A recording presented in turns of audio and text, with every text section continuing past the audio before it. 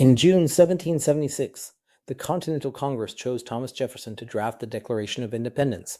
It was adopted on July 4th after revisions, the most significant being the deletion of Jefferson's condemnation of the slave trade, a passage that would have embarrassed several slaveholding delegates. Here's a useful way to read the Declaration. It's 3 documents in one. It's a philosophical treatise, the preamble laying out the theory of independence in natural law terms.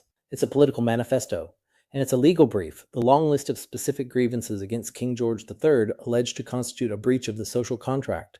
And it concludes by declaring the colonies free and independent states. The opening lines are among the most consequential ever written.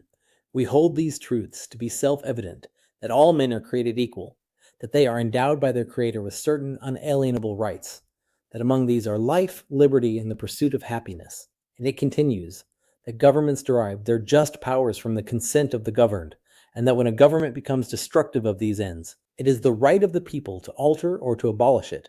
Now sit with that phrase, all men are created equal. In the 18th century, this was radical. It denied any natural hierarchy of rulers and subjects, any divinely ordained social rank. Jefferson's immediate aim was political, to demolish the divine right of kings and establish the equal moral standing of all persons as the baseline for legitimate authority. But once those words were inscribed in the founding document, they took on a momentum the authors never fully anticipated or endorsed. Lincoln's Gettysburg Address, the abolitionists, the women's suffrage movement, the civil rights movement, every later struggle for inclusion has appealed to the Declaration's promise of equality as the standard by which the Republic must be judged and reformed. But we have to be honest about the contradictions.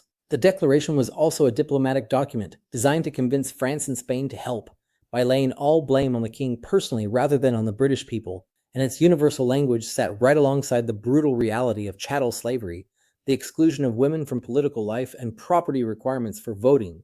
Resolving that tension between the universal promise and the exclusionary reality would become the central political struggle of the next 2 centuries. What the Declaration ultimately did was establish a new foundation for legitimacy, not divine right or hereditary succession, but the consent of the governed. It created a nation defined from its very founding by an aspiration rather than a settled condition and forever subject to judgment against that aspiration.